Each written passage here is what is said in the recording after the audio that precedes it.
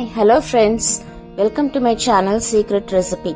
இன்னைக்கு நம்ம செய்ய போற ரெசிபி சாஃப்ட் சப்பாத்தி எப்படி பண்றதுங்கிறத பார்க்கலாம். இந்த மாதிரி சாஃப்டான சப்பாத்தி செய்யறதுக்கு நம்ம சின்ன சின்ன டிப்ஸை ஃபாலோ பண்ணாலே போதும். நமக்கு இந்த மாதிரி ரொம்ப சாஃப்டா வரும் சப்பாத்தி. நம்ம சப்பாத்தி மாவு பிசையும் போது அந்த மாவு நல்லா அழுத்தம் கொடுத்து நம்ம பிசைஞ்சோம் அப்படின்னா இந்த மாதிரி நமக்கு ரொம்ப சாஃப்டா வரும். நம்ம மத்தியானம் செஞ்சு வச்சு நைட்டு சாப்பிடும்போது கூட சப்பாத்தி ரொம்ப சாஃப்டா இருக்கும். இப்போ இந்த சப்பாத்தியை நான் எடுத்து காமிக்கிறேன். இந்த மாதிரி லேயரா நல்லா பிரிஞ்சு வந்திருக்கு பாருங்க. நமக்கு மாவு நல்லா பிசைஞ்சு நம்ம செய்யும் போது இந்த மாதிரி ரொம்ப சாஃப்டா லேயரா நமக்கு பிரிஞ்சு வந்துடும். இப்போ இந்த சாஃப்ட் சப்பாத்தி எப்படி பண்றதுன்னு நம்ம பார்க்கலாம். ஒரு மிக்சிங் பவுல் எடுத்துக்கோங்க. நான் 1 கப் கோதுமை மாவு எடுத்திருக்கேன். இந்த கப்ல 1 கப் நான் எடுத்திருக்கேன். இது கூட இந்த மாவுக்கு தேவையான உப்பு சேர்த்துக்கோங்க. சேர்த்துட்டு இது கூடவே நான் 2 ஸ்பூன் எண்ணெய் விட்டுக்கிறேன்.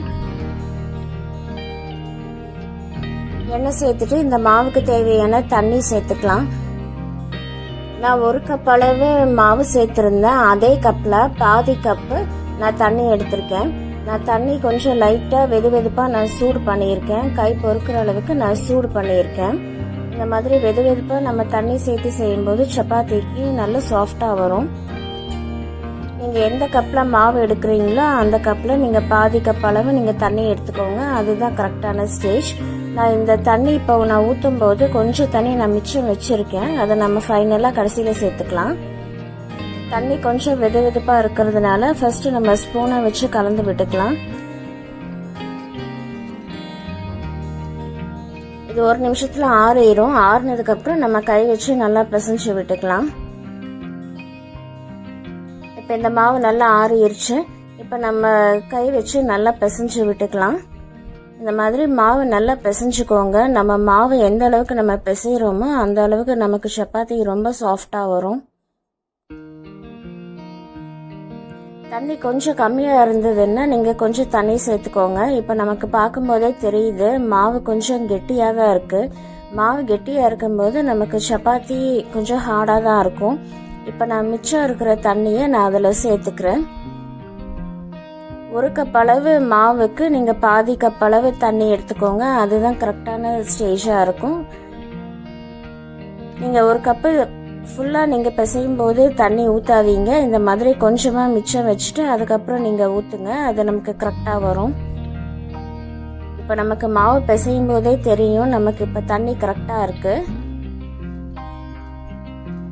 பிசையும் போது இந்த மாதிரி சைட்ல இருந்து நல்லா எடுத்து விட்டு பிசைஞ்சுக்கோங்க. மாவு நல்லா அழுத்தம் கொடுத்து நம்ம பிசைகிற அளவு நமக்கு சப்பாத்தி நல்லா சாஃப்டா வரும். இந்த மாதிரி ஒரு 5 நிமிஷத்துக்கு மாவு நல்லா பிசைஞ்சு விட்டுக்கோங்க. இப்ப உங்களுக்கு பார்க்கும்போதே தெரியும் மாவு எவ்வளவு சாஃப்டா வந்திருக்குன்னு.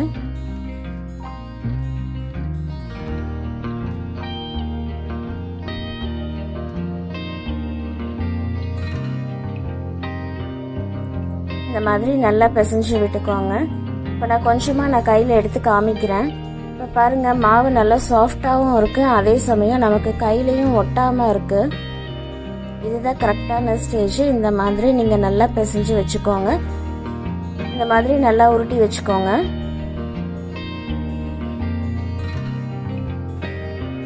இந்த மாதிரி நல்லா உருட்டி வச்சுட்டு மேல கொஞ்சமா நான் எண்ணெய் சேர்த்துக்கிறேன். இந்த மாதிரி மேல எண்ணெய் விட்டு நல்லா தடவி வைக்கும் போது நமக்கு மாவு காயாம இருக்கும். அதுக்காக தான் நம்ம எண்ணெய் ஊத்துறோம். இந்த மாதிரி மேல நல்லா தேய்ச்சி வச்சுக்கோங்க. தேய்ச்சி வச்சுட்டு இது ஒரு 1/2 மணி நேரம் நம்ம அப்படியே ஊற வச்சிடலாம். இது அப்படியே மூடியோ இல்லைன்னா துணியோ ஏதாவது போட்டு நீங்க மூடி வச்சுக்கோங்க. நான் தட்டு வச்சு ஒரு 1/2 மணி நேரம் நான் அப்படியே ஊற வச்சிடறேன். அதுக்கப்புறம் பார்க்கலாம். இப்போ ஒரு 20 மினிட்ஸ் ஆயிருச்சு. இப்போ எடுத்து பார்க்கலாம். நம்ம மேல எண்ணெய் தடவி வச்சதுனால மாவு அப்படியே இருக்கு பாருங்க.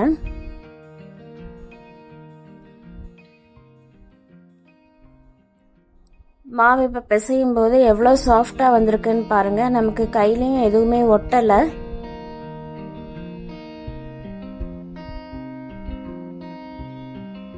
பாருங்கள், நமக்கு கையில் மாவு கொஞ்சம் கூட ஒட்டவே இல்லை. இதுதான் நமக்கு கரெக்டான கன்சிஸ்டன்சி.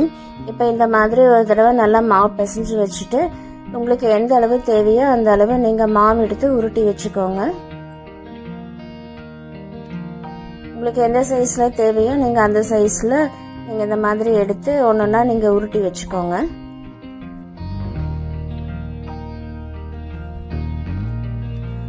நான் 1 கப் அளவு மாவு எடுத்திருக்கேன். அதில் எனக்கு இப்போ 13 சப்பாத்தி எனக்கு இப்போ வரும். 13 உருண்டையை நான் இப்போ எடுத்து வச்சுக்கிறேன்.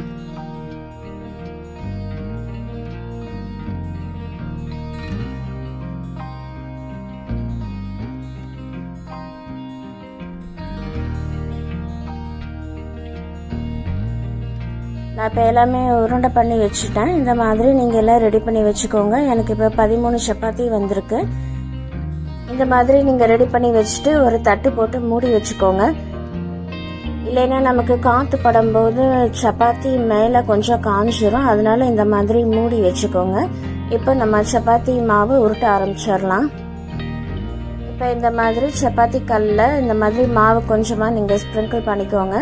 இப்போ ஒரு சப்பாத்தி எடுத்து நான் இப்போ உருட்டி காமிக்கிறேன்.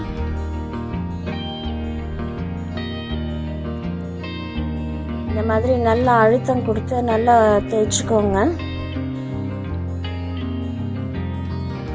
ஃபர்ஸ்ட் டைம் பண்ணும்போது கொஞ்சம் இந்த ரவுண்ட் ஷேப் வர்றது கொஞ்சம் கஷ்டமாக இருக்கும். நீங்கள் இதை பண்ண நமக்கு அந்த ரவுண்ட் ஷேப் கரெக்டாக வந்துடும்.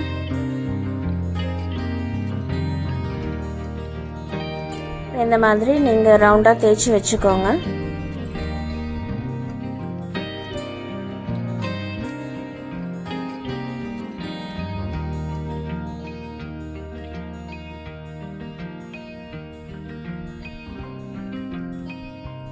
இப்போ இன்னொரு சப்பாத்தியும் நான் உருட்டி காமிக்கிறேன். இந்த மாதிரி மேலே லைட்டாக ஸ்ப்ரிங்கிள் பண்ணிக்கோங்க. ஸ்ப்ரிங்கிள் பண்ணிவிட்டு ஒரு உருண்டை எடுத்து இந்த மாதிரி நல்லா தேய்ச்சி விட்டுக்கோங்க. தேய்ச்சி விட்டுட்டு நம்ம சப்பாத்தி கல்லை வச்சு நம்ம தேய்ச்சிக்கலாம்.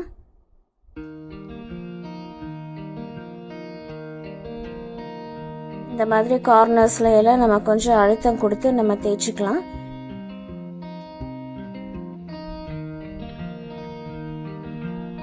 இதே மாதிரி நம்ம எல்லா சப்பாத்தியும் நம்ம உருட்டிக்கலாம். இப்போ நான் அடுப்பில் ஒரு தவா வச்சுருக்கேன். கொஞ்சம் சூடான உடனே சப்பாத்தி மாவு எடுத்து நான் அதில் போட்டிருக்கேன். இப்போ ஒரு 10 செகண்ட் ஆன உடனே நீங்கள் அடுத்த சைடு திருப்பி விட்டுக்கோங்க. இப்போ நமக்கு மேலே இந்த குட்டி குட்டி பபிள்ஸாக நமக்கு வர்றது நமக்கு நல்லா தெரியும். அந்த மாதிரி வரும்போது நீங்கள் இந்த மாதிரி திருப்பி திருப்பி போட்டு நீங்கள் நல்லா வேக வச்சு எடுத்துக்கோங்க.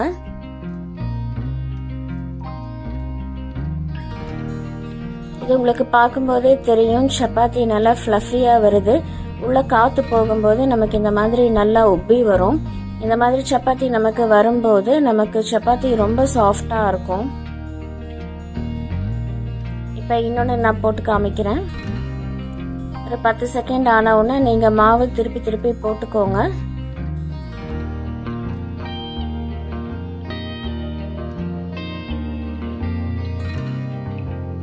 நம்ம மாவு எந்த அளவு நம்ம பிசைகிறோமோ அந்த அளவு நமக்கு சப்பாத்தி ரொம்ப சாஃப்டாக இருக்கும். இப்போ உங்களுக்கு நல்லா தெரியுது பாருங்க, நல்லா உப்பி வருது.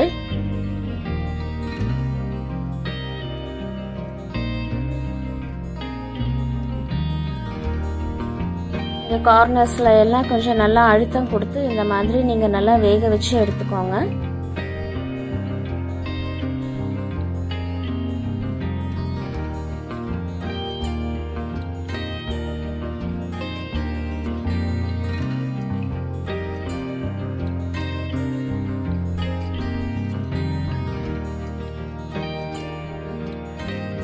உங்களுக்கு பார்க்கும்போதே நல்லா தெரியும் எவ்வளோ ஃப்ளஃபியாக வந்திருக்குன்னு பாருங்கள்.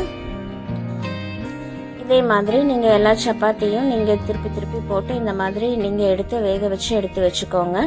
இதை நீங்கள் ஹாட் பேக்கில் போட்டு வச்சிட்டிங்கன்னா மத்தியானம் செஞ்சீங்கன்னா நைட்டு வரைக்கும் உங்களுக்கு நல்லா சாஃப்டாக இருக்கும். இதே மாதிரி நீங்கள் எல்லா சப்பாத்தியும் செஞ்சு எடுத்து வச்சுக்கோங்க.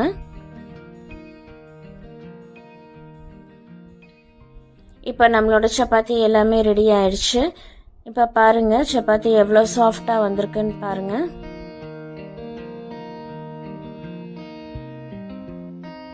நான் சப்பாத்தி சுடும்போது ஆயில் எதுவுமே நான் சேர்த்தாம தான் நான் சுட்டிருக்கேன். நீங்கள் விருப்பப்பட்டால் நீங்கள் ஆயில் சேர்த்துக்கோங்க, இல்லைன்னா நெய் கூட சேர்த்துக்கோங்க, அதுவும் நல்லா இருக்கும். இப்போ நான் ஒரு சப்பாத்தி எடுத்து நான் பிரித்து காமிக்கிறேன். பாருங்கள் எவ்வளோ லேயராக எவ்வளோ சூப்பராக வந்திருக்குன்னு பாருங்கள்.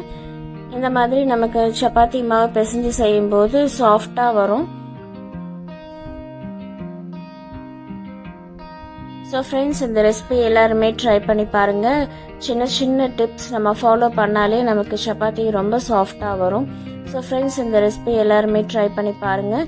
இந்த ரெசிபி உங்களுக்கு பிடிச்சிருந்தா இந்த சேனலுக்கு லைக் பண்ணுங்கள், ஷேர் பண்ணுங்கள், சப்ஸ்கிரைப் பண்ணுங்கள், கூட பெல் ஐக்கானை கிளிக் பண்ணுங்கள். ஸோ தட் என்னோட நோட்டிஃபிகேஷன்ஸ் எல்லாமே உங்களுக்கு வந்துடும். தேங்க்யூ. Take care. பாய்.